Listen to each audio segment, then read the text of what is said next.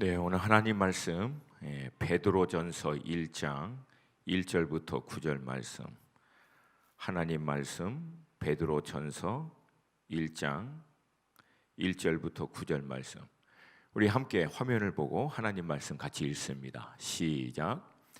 예수 그리스도의 사도 베드로는 본도, 갈라디아, 갑바도기아, 아시아와 비두니아에 흩어진 나그네, 곧 하나님 아버지의 미리 아심을 따라 성령이 거룩하게 하심으로 순정함과 예수 그리스도의 피 뿌림을 얻기 위하여 택하심을 받은 자들에게 편지하노니 은혜와 평강이 너희에게 더욱 많을지어다. 우리 주 예수 그리스도의 아버지 하나님을 찬송하리로다. 그의 많으신 긍휼대로 예수 그리스도를 죽은 자 가운데서 부활하게 하심으로 말미암아 우리를 거듭나게 하사 산 소망이 있게 하시며 썩지 않고 더럽지 않고 쇠하지 아니하는 유업을 있게 하시나니 곧 너희를 위하여 하늘에 간직하신 것이라. 너희는 말세에 나타나기로 예비하신 구원을 얻기 위하여 믿음으로 말미암아 하나님의 능력으로 보호하심을 받았느니라. 그러므로 너희가 여러 가지 시험을 말미암아 잠깐 근심하게 되지 않을 수 없으나 오히려 크게 기뻐하는도다. 너희 믿음의 확실함은 불로 연단하여도 없어질 금보다 더 귀하여 예수 그리스도께서 나타나실 때에 칭찬과 영광과 존귀를 얻게 할 것이니라. 예수를 너희가 보지 못하였으나 사랑하는도다. 이제도 보지 못하나 믿고 말할 수 없는 영광스러운 즐거움으로 기뻐하나니 믿음의 결국 곧 영혼의 구원을 받음이라. 아멘. 성경은 우리 그리스도인들을 이 땅에 사는 동안 나그네라고 표현합니다.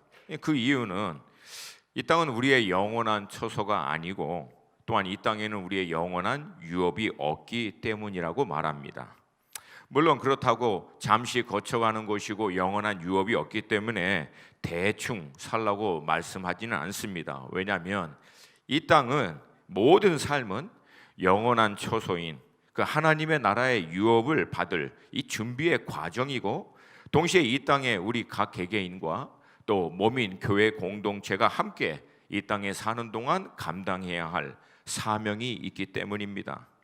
우리는 지혜로운 청지기와 같이 하나님이 이 땅 가운데 허락하신, 그래서 우리가 믿음 가운데 취한 모든 것을 활용해서 주님이 우리 각 개인과 교회 공동체에게 허락하신 사명을 온전히 감당해야 합니다. 그러므로 하나님이 내게 허락하신 부, 지위, 구체적인 직업과 역할, 축적된 전문적인 노하우, 모든 경험들을 다 활용해서 지혜롭게 이것들을 도구와 통로로 사용하여 사명을 감당하는 것입니다. 물론 그렇지만 다시 말씀드리는데 이것은 도구와 통로들이지 궁극적으로 우리가 추구하는 본질은 아닙니다. 그래서 이 땅에 사는 동안 우리는 이 모든 것들을 잘 활용하지만 때가 되면 다 두고 떠나는 나그네라고 얘기하는 것입니다. 오늘 말씀은 베드로 전서의 도입부로서 우리에게 방금 나눴던 이 말씀들을 구체적으로 설명하고 있습니다. 먼저 이 베드로 전서의 배경을 살펴보기를 원합니다. 우리가 잘 알고 있듯이 초대교인들이 살고 있던 시대는 당시 세상의 권력인 로마라고 하는 강력한 권력의 핍박 가운데 살고 있는 때였습니다. 항상 그렇지만 로마의 여러 왕들 가운데서도 특별히 아주 괴팍하고 잔인하기로 소문난 이 네로 황제가 통치하던 때가 바로 이 베드로 전서가 기록된 때입니다.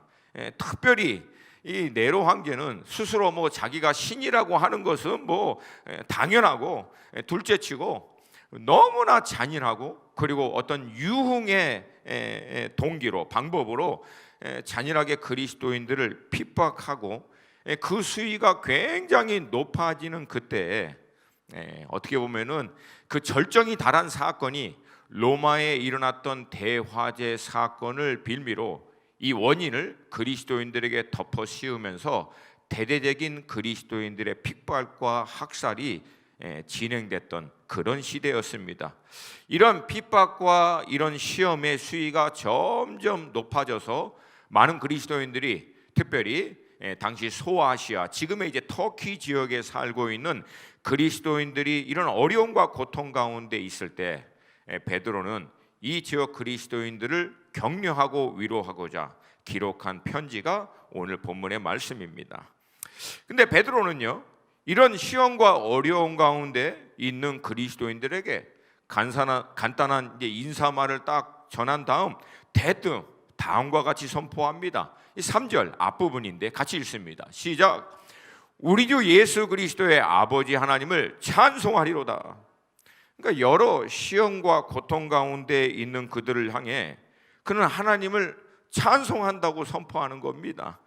이게 힘들고 어려운 가운데 직면한 사람들에게는 굉장히 생뚱맞은 그런 의미로 다가올 수도 있는데, 사실 베드로 사도의 놀라운 영적인 한 수가 여기에 있습니다. 왜냐하면 우리가 여러 시험과 어떤 어려움, 고통 가운데 정말 직면하게 되면 사람들이 쉽게 지치고 좀 어려워하는데, 베드로는 이 말씀을 통해서 마치 그들을 영적으로 화들짝 다시 한번 깨어나도록, 놓치고 있던 것들을 다시금 집중하도록 그런 의도에서 이 말씀을 기록한 겁니다. 사실 오늘 본문은요, 이 번역본이 갖고 있는 좀 안타까운 그런 부분이 좀 있어요. 왜냐하면 오늘 본문은 원래 원문은 우리 주 예수 그리스도의 아버지를 찬양한다 그렇게 시작하지 않습니다. 본문의 첫 절은 뭐냐면 가장 먼저 찬송하리로다 그렇게 시작해요. 찬송하리로다. 그리고 나서 우리 주 예수 그리스도의 아버지를, 그래서 이 찬송한다라고 하는 이 믿음의 선포를 통해서 당시 어려움으로 지쳐있는 그리스도인들로 하여금 영적으로 깨어서 왜 찬송을 해야 하는지, 고통과 어려움 가운데서도 우리가 하나님을 찬송하는 이유가 어디에 있는지를 상기시키고자 하는 의도가 여기에 깔려 있습니다. 저는 이걸 좀 한번 그렇게 읽어봤으면 좋겠어요. 여러분 괜찮으시면 각자의 자리에서 우리 함께 1장 3절 함께 읽습니다. 시작. 찬송하리로다 우리 주 예수 그리스도의 아버지, 그의 많으신 긍휼대로 예수 그리스도를 죽은 자 가운데서 부활하게 하심으로 말미암아 우리를 거듭나게 하사 산소망이 있게 하시며. 여러 시험과 고난 가운데 이들이 놓치고 있던 게 뭡니까? 이들이 아무리 힘들고 어려운 가운데 있더라도 절대 놓치지 말아야 할 본질, 핵심은 뭡니까? 바로 산소망이에요. 산소망. 그러니까 우리가 아무리 힘들고 어려워도 고통 가운데 있어도 하나님을 찬송할 수 있는 이유는 여전히 우리에게는 산소망이 있다는 거예요. 이 산소망이 있기 때문에 어떤 상황과 환경에서도 하나님을 찬양할 수 있다는 겁니다. 그리고 이 산소망이 무엇인지를 4절이 자세하게 설명합니다. 4절 말씀 함께 읽습니다. 시작. 썩지 않고 더럽지 않고 쇠하지 아니하는 유업을 있게 하시나니 곧 너희를 위하여 하늘에 간직하신 것이라. 썩지 않는, 더럽지 않는, 쇠하지 않는 유업, 그 유업을 있게 하시나니, 쉽게 얘기해서 그 유업을 소유하게 하셨다는 거예요. 그리고 그 유업을 어디에 간직했다라고 말씀하십니까? 하늘에 간직했다는 거예요. 여러분, 이 의미는 어느 누구도 터치할 수 없, 건들 수 없다는 거예요. 하늘에 하나님께서 딱 보관하고 계시기 때문에. 할렐루야! 할렐루야! 예수를 믿고 거듭난 우리 그리스도인들에게는 산소망이 있는데, 이 산소망은 절대 썩지 않고 더럽히지도 않고 쇠하지 않는 유업으로서 하나님께서 하늘에 우리를 위하여 간직하신 거라고 얘기합니다. 그래서 우리는 여전히 고통과 많은 어려운 가운데서도 하나님을 찬송할 수 있는 줄로 믿습니다. 여러분, 우리가 이 삶의 무게, 이게 현실이기 때문에 이 삶의 여러 가지 문제와 어려움을 직면하다 보면 내가 누구인지, 내가 무엇을 궁극적으로 소망하며 소유하며 살아가고 있는지를, 살아가는 자인지를 우리는 쉽게 놓치게 됩니다. 여러분, 그럴 때마다 우리는 하나님이 우리에게 주신 이 약속의 말씀을 근거로 믿음으로 스스로가 선포하는 거예요. 찬송하리로다. 하나님, 여전히 내가 고난과 어려움 가운데 있어도 그리스도 예수로 말미암아 거듭난 산 소망을 가진 자이기 때문에 하나님, 당신은 찬송을 받으시기에 합당하십니다. 여러분, 다윗도 그렇게 하지 않았어요? 광야 10년 그 어려운 가운데서도 내 영혼아 깨어날지어다, 하나님을 바라볼지어다, 내가 새벽을 깨우리로다, 믿음으로 선포하는 거예요. 그 낭만과 좌절 가운데서도. 왜? 기름 부은 하나님의 왕으로서 반드시 하나님께서 그 원수의 목전에서 상을 베푸시고 그의 이름을 높일 거라는 것을 믿음으로 확신했기 때문에 스스로에게 계속 선포하는 거예요. 여러분, 이런 때일수록 우리 믿음의 성도님들이 말씀을 온전히 의지하여 믿음으로 선포해야 합니다. 하나님, 오늘도 나는 하나님을 찬양합니다. 하나님을 찬송합니다. 내게는 산 소망이 있습니다. 하늘에 하나님이 보관해 주셔서 어느 누구도 건들 수 없는 그리스도 예수를 믿고 거듭난 자에게 주신 이 산 소망으로 말미암아 내가 넉넉히 이길 수 있는 줄로 믿습니다. 선포하는 거예요. 할렐루야. 근데 여기서 우리가 한 가지를 좀 살펴보고 넘어갈 것이 있습니다. 당시 초대교인들이 그랬듯이 과연 우리도 정말 삶 가운데 여러 시험과 문제와 어려움이 있어도 찬송합니다. 우리 주 예수 그리스도의 하나님, 이 할 수 있냐는 거예요. 사랑하는 수원 하나 식구 여러분, 이런 고백은요, 사실 제가 여러분에게 그렇게 한번 해보라고 도전을 했지만 그렇게 해야 한다라고 막 강요한다고 되는 게 아닙니다. 사실은 그렇게 고백할 수 있는 이유가 있어요. 하늘에 예비된 썩지 않고 변하지 않는 산 소망에 대한 이 확신, 산 소망에 대한 믿음이 내 안에 있냐는 거예요. 정말로. 베드로는 오늘 이 부분을 사실 정확하게 표현합니다. 원문에서 볼 때는 여러분, 이게 우리를 거듭나게 하사 산 소망이 있게 하시며 라고 기록된 게 아니고요, 우리를 산 소망으로 거듭나게 하사. 즉 뜻이 뭐냐면 거듭나게 하신 사건의 결론은 산 소망이라는 거예요.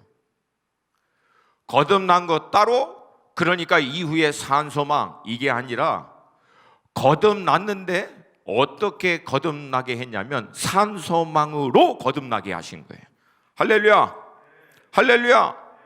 우리가 영적인 하나님의 자녀로서 거듭나는 것과 정확하게 똑같이 여러분, 이 산 소망도 썩지 않고 변하지 않는 영원한 하늘에 예비하신 영적인 유업입니다. 여러분, 거듭난 것은 영적으로 거듭나는 거예요. 할렐루야.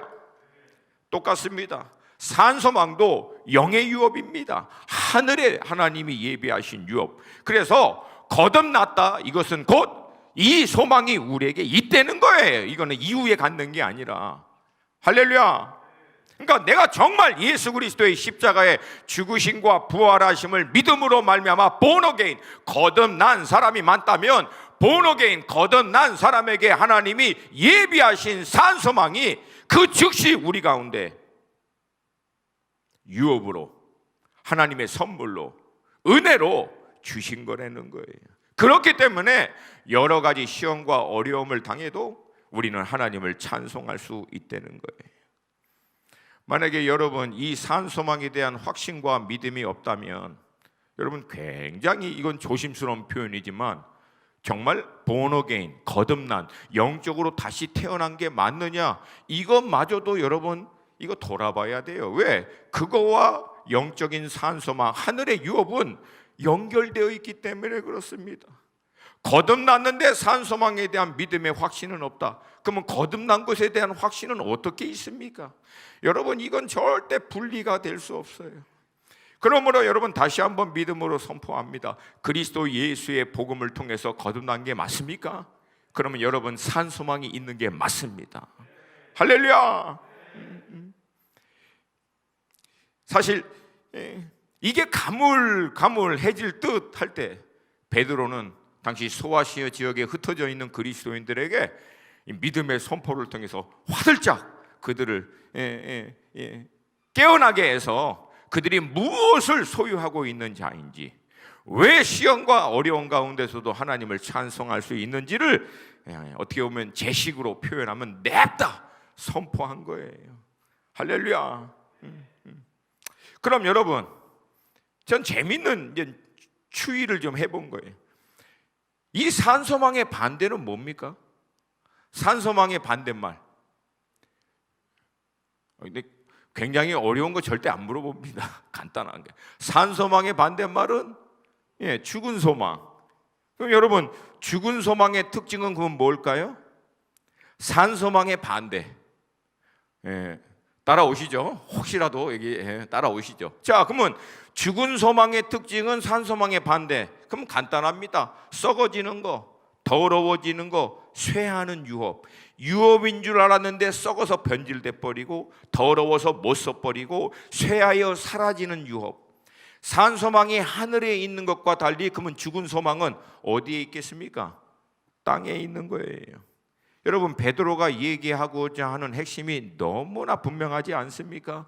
이전에는 우리는 다 죽은 소망, 썩어 변질되고 더러워지고 못쓰고 쇠하여 사라지는 땅에 있는 소망, 그것 쫓아 살다가 결국은 멸망할 수밖에 없는 인생이었는데, 예수 그리스도의 복음을 통해서 하나님이 우리를 산 소망으로 거듭나게 하셨으므로 하나님을 찬송합니다. 찬송합니다. 베드로 사도는 이 사건을 5절에서 구원이라고 말합니다. 5절 말씀 함께 읽습니다. 시작. 너희는 말세에 나타나기로 예비하신 구원을 얻기 위하여 믿음으로 말미암아 하나님의 능력으로 보호하심을 받았느니라. 여러분, 구원이라고 하는 단어는 무엇으로부터 건져냄을 받은 사건을 얘기합니다. 앞에서 설명한 산 소망과 반대인 죽은 소망, 이 땅에 속한 소망, 소망인 줄 알았는데 결국은 썩고 변질되고 사라져버리는 소망, 이런 죄와 사망에 매여있는 소망으로부터 우리가 건져냄을 받은 것을 구원이라고 얘기합니다. 할렐루야. 근데 구원은 단순히 무엇으로부터 건져냄을 받은 거에서 끝나지 않습니다.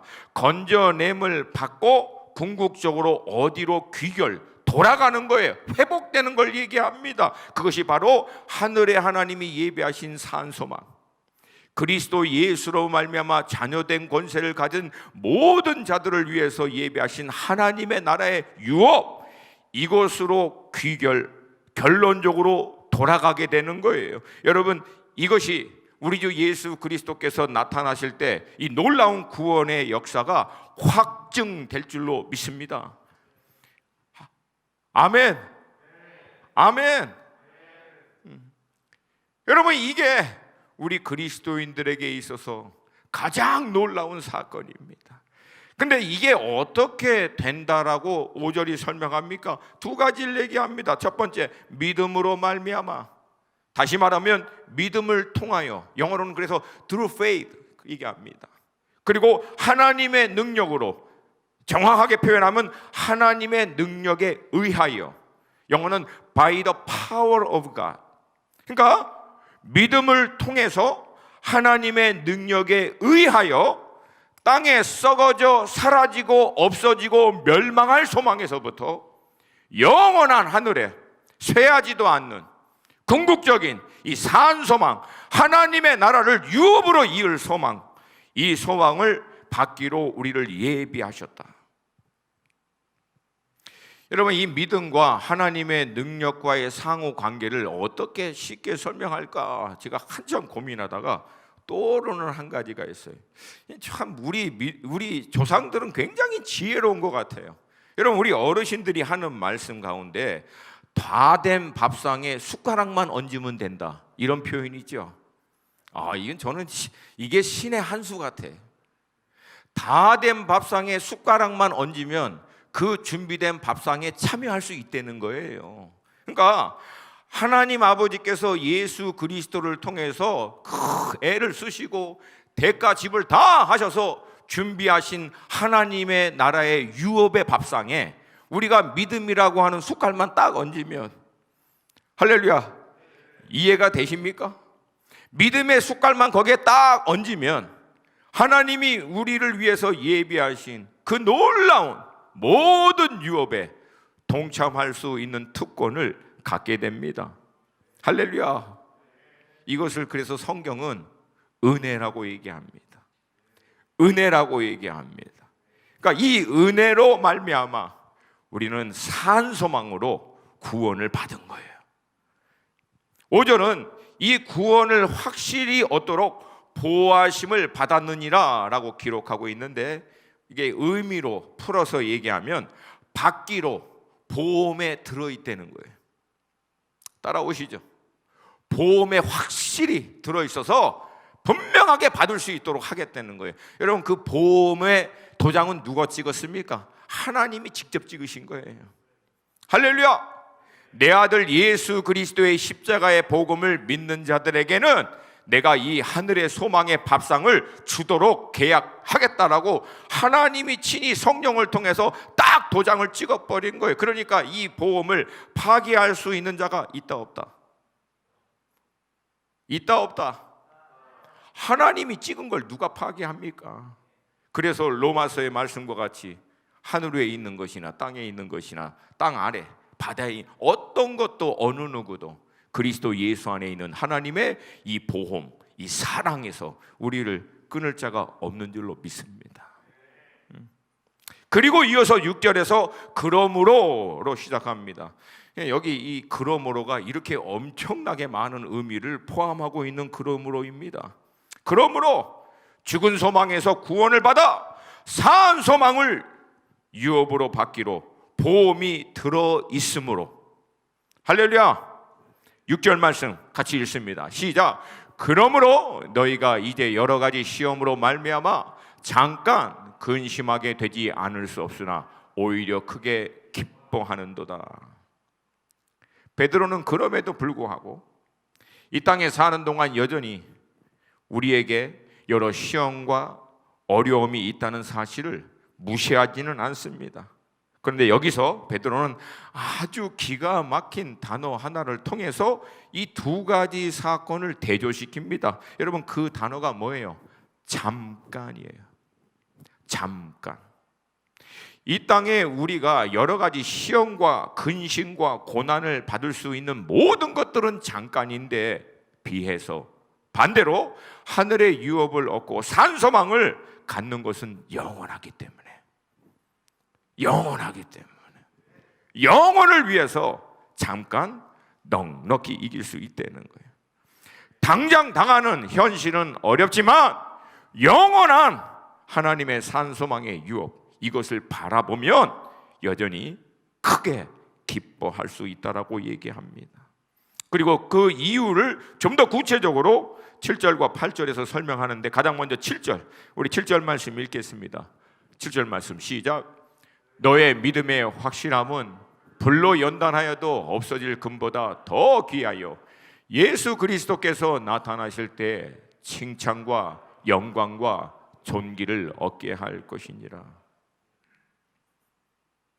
여러 가지 시험을 만나도 크게 기뻐할 수 있는 이유의 첫 번째는 이 시험을 통해서 너의 믿음의 확실함이라고 얘기합니다. 즉 시험을 통해서 우리의 믿음이 진짜인지 가짜인지가 증명된다는 거예요. 간단합니다. 시험은 하나님께서 우리에게 허락하시는 거예요. 테스트죠. 일종의. 사단이 하는 시험은 유혹, 템테이션이지만 하나님이 허락하신 이 시험은 우리로 하여금 우리 믿음을 점검하게 하는 거예요. 제자리로 온전하게 딱 자리매김을 할 수 있도록 하나님께서 허락합니다. 이 과정들을 통해서 우리는 진짜인지 아닌지가 정확하게 증명이 되는 거예요. 여러분, 그래서 때로는 시험과 여러 어려움을 직면할 때 하나님이 우리의 믿음을 더 온전하고 더 확실하게 하기 위해서 허락하신 것임을 여러분 믿으시기를 도전합니다. 여러분, 오래전 영국의 감리교 창시자인 존 웨슬리가 있습니다. 요한 웨슬리. 워낙에 영국 전체를, 나라 전체를 뒤흔들 만큼 어마어마한 이 경건의 운동을 했기 때문에 존 웨슬리 때문에 많은 술집이 문을 닫고요, 술을 좋아하는 사람들이 좀 어려움을 겪게 됐나 봐요. 그래서 존 웨슬리가 사역을 더 하면 할수록 간간히 핍박이 오는 거예요. 그러니까 나중에는 이 핍박이 너무 많을 때는 존 웨슬리도 하나님께 힘들고 어려움을 호소를 했지만, 그래도 이 사역을 계속 하는데 어느 날 존 웨슬리가 정신을 번쩍 차리고 보니까 최근 일주일이 넘도록 한 번도 핍박과 어려움이 없는 거예요. 그러니까 우리 같으면 아유, 하나님 감사합니다, 좀 이렇게 쉬게 해주시는군요, 그럴 법도 한데 존 웨슬리는 그렇게 하지 않았어요. 말을 타고 가면서 곰곰이 생각하다 일주일이 넘도록 아무 핍박과 어려움이 없으니까 말에서 내려서 무릎 꿇고 기도합니다. 혹시 제가 온전한 믿음으로 살지 않고 피해가서 이제 더 이상 시험과 어려움도 없는 것인지, 하나님 제가 지금 제대로 믿는 거 맞습니까? 막 이렇게 하나님 앞에 정말 자기 믿음에 대해서 이게 진짜인지 온전한 믿음의 삶을 살고 있는지에 대해서 막 실험하고 있는데 갑자기 어디서 욕소리와 함께 벽돌 하나가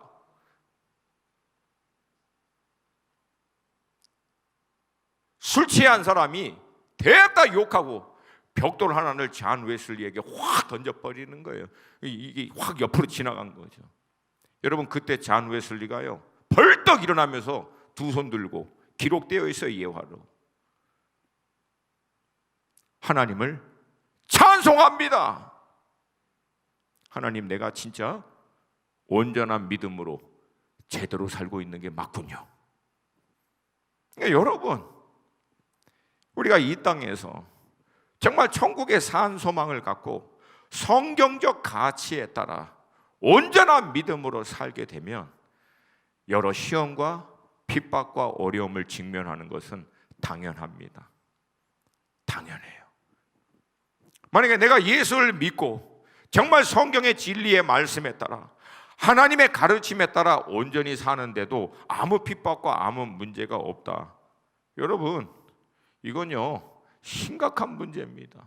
물론 처음 예수 믿고 신앙의 한임은, 신앙의 이제 신혼 생활 그 시즌에는 하나님이 특별히 그 어린아이 같은 신앙인들은 보호해 주십니다.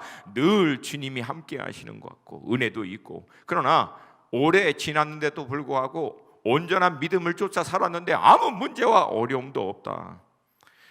여러분, 그것은 어쩌면 제대로 안 가는 사인일 수도 있어요. 뭐 극단적으로 표현하면 누구는 그렇더라고요. 사단도 냅두는 사람, 사단도 신경 안 쓰는 사람. 왜? 별로 피해가 안 되니까. 여러분, 오히려 시험과 어려움을 통해서 온전한 믿음을 사는데도 만약에 어려움과 시험이 있다면, 아, 내가 진짜 제대로 믿음으로 사는구나, 오히려 확증의 사인으로 취하시고 담대하시기를 주님으로 축복합니다. 그리고 두 번째는 이 믿음의 증명을 통해서 우리는 주님 다시 오실 때 주님으로부터 칭찬과 영광과 존귀를 얻게 될 것이라고 얘기합니다. 즉 땅에 있는 것이 아니라 하늘의 산 소망을 온전히 바라보고 주님 말씀에 따라 믿음으로 다 살고 난 다음 이제 때가 되면 주님이 오셔서 그런 우리의 믿음의 삶을 향해서 칭찬과 존귀와 격려를 해 주실 거라는 거예요. 왜 그럴까요? 여러 가지 이유가 있겠지만 제가 믿고 있는 이유는 딱 하나입니다. 그 믿음 자체가 주님을 신뢰하는 것이기 때문에 그렇습니다. 네가 나를 신뢰하고 나의 말을 신뢰하여 끝까지 포기하지 않고 하늘의 산 소망을 내가 너에게 약속한 그대로 붙들고 믿음의 싸움을 잘 싸워줬다. 주님을 신뢰해준, 주님을 온전히 인정해준 그 마음, 그 중심, 그 믿음 때문에 주님이 칭찬과 격려를 하면서 우리 눈에 눈물 닦아 주실 줄로 믿습니다. 주인을 신뢰함으로 충성스럽게 섬긴 것에 대해서 마태복음 25장 21절이 이렇게 얘기합니다. 함께 우리 화면을 보고 읽습니다. 시작. 그 주인이 이르되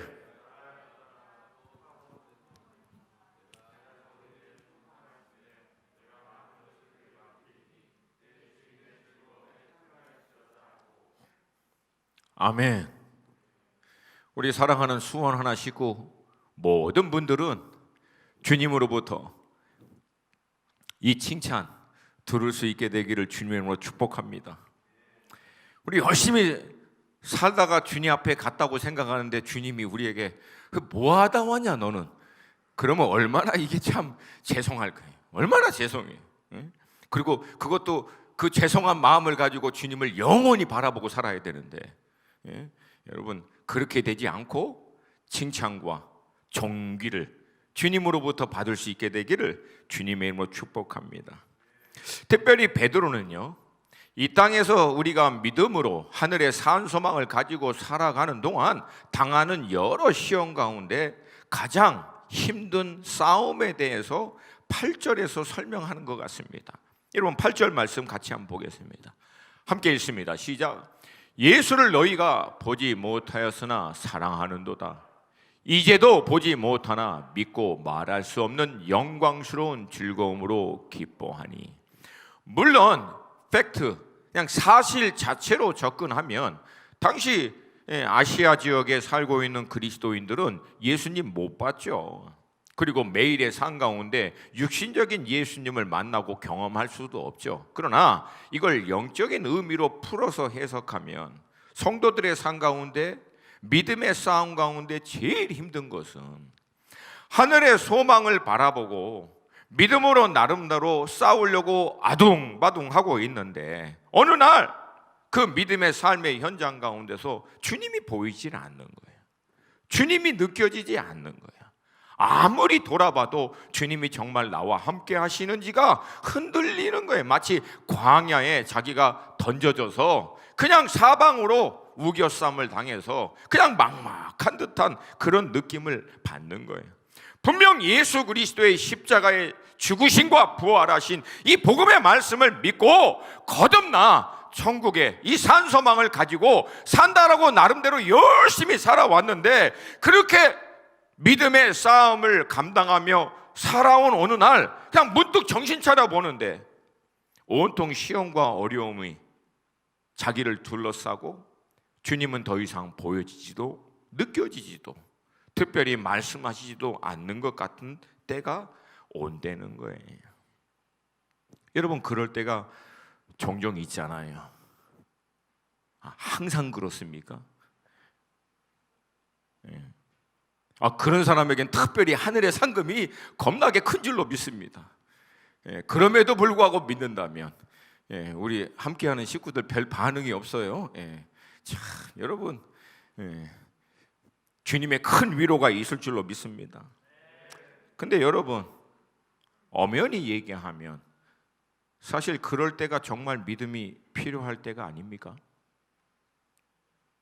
사실 그럼에도 믿는 게 정말 믿는 게 아닙니까? 믿을 수 있는 모든 상황과 조건이 다 되어 있으면 믿음이 왜 필요해요? 굳이 믿음이 필요 없을 만큼 모든 상황과 조건이 되어 있으면 믿음이 설 자리가 없어요. 반대로 또 다른 질문은 그러면 우리가 믿고 있는 바가 진짜인지를 우리가 어떻게 확신할 수 있냐는 얘기예요. 주님이 보이지도 않고 느껴지지도 않고 이게 확신이 흔들리고 있는데 우리가 믿고 있는 복음이 그 복음의 주체가 되는 예수 그리스도가 진짜인 것을 어떻게 알 수 있느냐? 이게 사랑하는 여러분, 이게 말의 장단이 아니고요. 사실 그럴 때 우리는 믿음으로 알 수 있어요. 믿음으로. 황당 알아요? 황당. 아니 이게 믿음으로 이게 안 느껴져서 이게 힘들었는데 그럼에도 믿음으로 알 수 있다니 무슨 말이냐. 여러분 이게 믿음의 신비입니다. 여러분 그럼에도 불구하고 포기하지 않고 갈등하고 고민하고 아둥바둥 거리면서도 끝까지 겨자씨만한 믿음 하나 딱 붙들고 버텨내면 어느 날 그 믿음이 우리 안에서 바위보다도 더 견고한 믿음으로 확증되는 때가 옵니다. 할렐루야, 할렐루야. 그리고 세상의 소망, 일장춘몽과 같이 결국은 다 사라지는 세상의 소망과 달리 이 믿음의 결과, 우리 영혼을 산소망으로 인도하시는 주님을 대면하는 때가 올 줄로 믿습니다. 사실 이게 여러분 기독교의 역설이에요. 말이 안 되는 것 같지만 가장 중요한 본질이라는 거예요. 즉 세상의 눈에 만져지고 경험되어지고 세상에서 직면하는 문제와 여러 가지 시험 자체는 이게 무엇보다도 실제적인 것 같고 진짜인 것 같지만 여러분 이 모든 것은 결국은 다 이슬처럼 사라져 버리고요. 반대로 눈에 보이지 않고 만져지지 않은 것 같고 느껴지지도 않은 것 같은 하늘의 산소망, 우리 주님은요 때가 되면 그 어떤 세상에 있는 것보다도 분명한 실체가 되어 우리 앞에 나타나게 될 거라는 거예요. 할렐루야! 할렐루야! 이때 우리는 믿음의 결론인 영혼의 구원을 받습니다. 오늘 본문의 마지막 말씀이 이 의미예요. 9절 말씀 함께 읽습니다. 9절 말씀 시작. 믿음의 결국 곧 영혼의 구원을 받음이라. 믿음의 결국 그건 뭐예요? 보여지지도 않고 느껴지지도 않던 주님, 그러나 믿음으로 바라보고 확신했던 주님, 때가 되면 그 주님이 이 세상의 그 어떤 것보다도 더 분명한 실체가 되어 우리 영혼을 구원으로 인도하실 것이라는 거예요. 할렐루야. 이 상태를 유대인들은 샬롬이라고 얘기합니다. 주님 안에서 자신의 영혼이 진정한 구원으로 안식을 누리는 상태로 들어가는 것, 이것을 그들은 갈망하고 소망하면서 서로에게 인사를 나누는 거예요. 샬롬. 비로소 내 영혼이 이 완전한 구원에 들어가 주님 안에서 안식을 누리고 있는 것을 그들은 지금도 갈망하며 소망하면서 샬롬, 샬롬. 복음의 놀라운 진리는 물론 완전하진 않지만 이미 이 샬롬을 믿는 우리에게 하나님이 은혜로 주신 줄로 믿습니다. 그리고 주님 다시 오시는 날 우리는 이 샬롬으로 들어갈 수 있는 완전한 구원의 확증을 받게 된다는 것이에요. 그러므로 말할 수 없는 영광스러운 즐거움으로 기뻐하나니, 왜냐하면 결국 우리는 이 완전한 구원으로 들어가게 되기 때문입니다. 그래서 여러분 이 샬롬을 온전히 누리고 있는 10년 가운데서 그 깊은 곳에서 터져나오는 것이 바로 조이입니다. 조이. 기쁨이에요. 기쁨. 그러니까 내가 주님의 이 임재 은혜 가운데 내 영이 정말 들어가고 있다, 거하고 있다, 사인을 무엇으로 알 수 있냐면 내 안에 상황과 환경에 상관없이 10년 깊은 곳에서부터 그냥 나오는, 이게 이성적으로 논리적으로 설명이 안 돼요. 안 돼. 10년 깊은 곳에서 그 영에서부터 터져 나오는 거기 때문에 이건 설명이 안 됩니다. 세상 사람들도 이해할 수 없고 때로는 주변에 있는 사람들도 이해할 수 없을 수도 있어요. 근데 알아요. 나는 주님, 뭔가 주님의 임재, 주님의 그 은혜가 내 삶을 온전히 덮고 있어서 비록 상황과 환경은 여전히 여러 가지 시험과 문제와 어려움으로 나를 짓누른 듯하지만 그 가운데서도 주님으로 말미암아 내 영혼이 기뻐하는 거예요. 이 제정신이 아닐 수도 있죠. 사실 제정신이 아닌 거죠. 이거는 제정신이 아닌. 주님이시구나. 주님이 함께 하시는구나. 그러면 뭐 됐지. 그러면 할렐루야. 마지막으로 놀라운 반전은 뭐예요? 여러분, 우리가 이 세상에 사는 동안 이 궁극적인 하늘의 산소망과 이 하늘의 유업을 바라보면서 여러 가지 시험 가운데서도 그냥 씨름하고 고민하고 어려워하면서 열심히 살던 어느 날 하늘에 계신 우리 아버지께서 이제 됐다, 올라와라 하면 여러분, 우리는 이 땅에 있는 모든 것들 그대로 다 두고 나그네와 같이 떠나는 거예요. 본향으로, 영원한 유업이 있는 하늘의 소망이 있는 곳으로. 근데 여러분, 사단과 어둠의 권세들이 우리를 시험할 때, 우리를 꺾으려고 할 때, 우리의 믿음의 경주를 방해하려고 할 때 대부분 그들이 사용하는 것은요, 나그네처럼 잠시 활용하고 결국은 다 버려두고 갈 것들입니다. 그래서 여러분, 진정한 하늘의 산소망이 있는 사람들은 넉넉히 이 모든 시험들을 이겨내게 될 줄로 믿습니다. 그러므로 사랑하는 여러분, 오늘 베드로가 당시 아시아 지역에 살고 있었던 모든 믿음의 사람들을 영적으로 화들짝 깨게 해서 그들이 누구이며 무엇을 소유하고 있는 자인지를 상기시켜 준 것 같이 이 3절과 4절 말씀 한 번만 더 읽겠습니다. 3절과 4절. 그러나 아까 얘기했던 그 순서대로 큰 소리로 같이 아멘입니까? 우리 화면을 보고 있는 여러분들 스스로에게 선포하는 마음으로 함께 읽습니다. 시작. 찬송하리로다. 잠깐만요. 찬송하리로다. 여러분, 이게 좀 감정을 좀 실어서 믿음으로 선포하듯이 아멘입니까? 아멘입니까? 시작.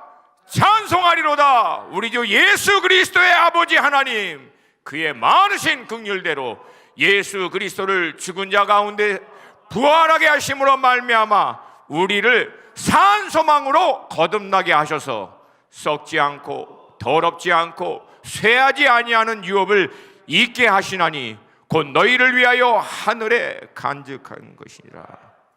아멘. 우리 찬양팀 앞에 나오세요.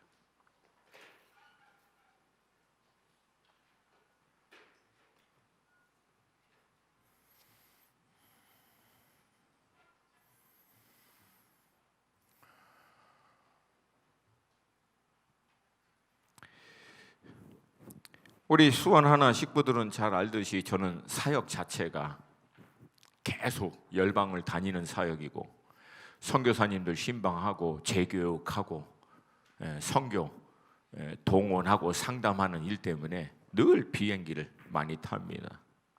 지금도 기억나요. 오래전 일인데 제가 중국과 일본 또 그때는 미국에 살고 있었으니까 이 사역을 딱 끝내고 미국 이제 존 F 케네디 공항으로 이제 돌아가는 비행기. 근데 이제 비행기를 이제 싼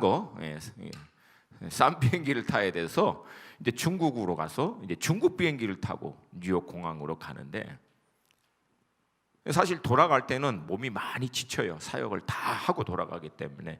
그래서 대부분 비행기 안에서 이제 푹 좀 잡니다. 감사하게도 저는 비행기에서 잘 잡니다. 근데 그렇게 자리를 잡고 이제 좀 자려고 하는데 하필 제 오른쪽 옆에 이 중국 학생이 앉은 거예요. 아마 유학생인 것 같아요. 근데 이 유학생이 남달리 말이 그렇게 많아. 궁금한 것도 많고. 나를 처음 봤는데 뭐 영어 그 대화하는 거 연습하려고 그랬는지 몰라도 하와이유 그러면서 자기 막 내가 물어보지도 않았는데 자기 소개하면서 막 자기 뭐 어서 공부하고 있고 막 다 얘기하는 거. 근데 제가 너무 힘들어갖고 아예 그러냐고 알겠다고 하고 막 자려고 하는데 막 눈치도 없어. 제가 이렇게 피곤해 하는데도 막 계속 얘기하는 거예요. 그래서 나중에는 제가 뭐 좀 죄송하지만 오기가 생긴 거예요. 너 잘 걸렸다. 14시간 동안 아주 14시간 동안 잘 걸렸다. 그래서 제가 아주 작정하고 그냥 이를 깨물고 그냥 그때부터 제가 구약 창세기부터 요한계시록까지 훑으면서 복음을 전한 거예요. 거기다가 인생이 뭔지, 무엇을 위해서 살아야 하는지, 우리의 진정한 존재론적 의미와 목적론적인 의미는 세상의 어떤 철학, 학문, 사상, 이론, 종교에도 없다. 근데 성경은 분명히 얘기한다. 우리는 하나님의 형상으로 하나님의 목적대로 창조되었고 이 세상에 보낸 바 되었지만 이 죄가 이 하나님의 이 모든 은혜를 다 가로막았는데 우리 힘으로 해결할 수 없는 이 죄의 사망의 문제를 하나님께서 우리를 너무 사랑하셔서 그의 아들 예수 그리스도를 보내주셔서 뭐 하여튼 이렇게 해가지고 제가 한 10시간 넘게 그냥 아주 그냥 쏟아부어 뭐 어디 나갈 데도 없잖아. 그냥 잘 거였다. 근데 여러분 다 나누고 비행기가 이제 존 F 케네디 공항에 도착할 때쯤에 와서 이 친구가 그렇게 한마디 툭 던지더라고요. 자기가 보기에는 내가 아무것도 가진 게 없는 것 같아. 왜 그런 얘기를 안 하니까 아무것도 없는 사람 같아. 근데 모든 걸 다 가진 사람처럼 얘기하더래. 자기는 결코 소유할 수 없는. 당연하죠. 왜? 하늘의 유업을 소유하고 있으니까. 이 산 소망이 있으니까. 할렐루야. 할렐루야. 이 땅의 삶은 하나님이 허락하신 모든 것들을 최대한도로 지혜로운 청지기와 같이 활용하여 나를 이 땅 가운데 보내신 그분의 목적, 이 사명을 온전히 감당하기 위해서 활용하지만 결국은 다 두고 진정한 유업, 진정한 하늘의 처소를 향해서 돌아갈 자.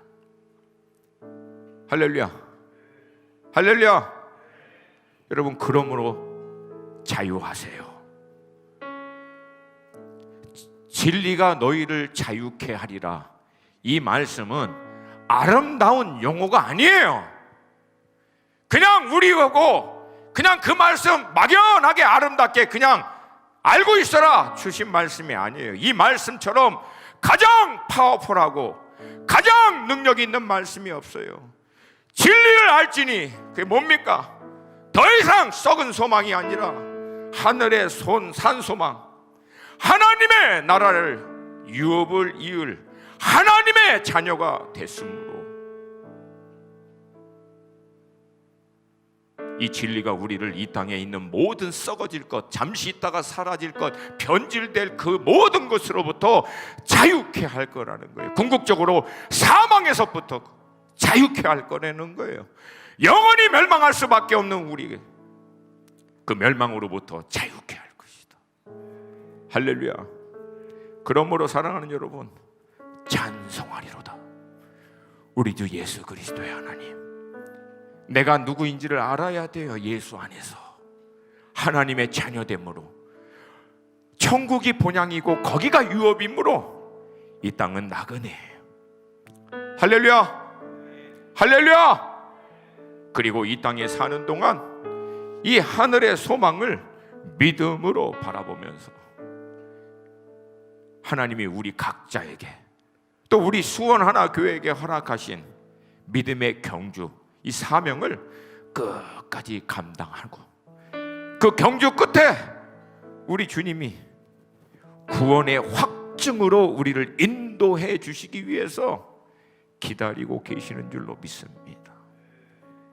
그러므로 여러분, 얽매이기 쉬운 모든 것, 이 세상의 것으로부터 자유하시고 하늘의 산소망 바라보시고 마지막까지 경주하시는 우리 모든 믿음의 식구들 되시기를 주님의 이름으로 축복합니다. 여러분, 우리는 결국은 승리할 겁니다. 예수 안에서 이미 승리하기로 보장되어 있습니다. 할렐루야. 찬송하리로다. 우리 주 예수 그리스도의 아버지 하나님, 우리를 썩은 소망에서 구원하여 하늘에 그 유업을 이을 수 있는 산 소망으로 완전하게 구원하여 주신 하나님을 찬양합니다. 비록 우리가 이 땅에 사는 동안 여러 가지 시험, 삶의 무게로 눌려 있지만 종종 그것으로 인하여 고민하고 아파하고 갈등할 때도 있지만 겨자씨만한 믿음, 그 믿음, 주님을 향한 산소망을 향한 그 믿음을 가지고 믿음의 그 자리를 끝까지 감당하며 싸우는 자들에게 산소망을 향한 놀라운 구원을 확증해 주시기 위하여 우리 주님 다시 오셔서 이 완전한 구원으로, 이 샬롬으로 우리를 인도하여 주실 것을 믿습니다. 주님, 우리가 누구이며 무엇을 소유한 자이며 이 땅에 무엇을 위해서 살아가는 자들인지를 잊지 않게 하여 주시옵소서. 잊지 않게 하여 주시옵소서. 그것들이 잊혀지고 흔들릴 때마다 믿음으로 우리의 입을 열어 선포하게 하옵소서. 찬송하리로다. 하나님, 우리에게는 산소망이 있습니다. 하나님의 나라의 유업이 있습니다.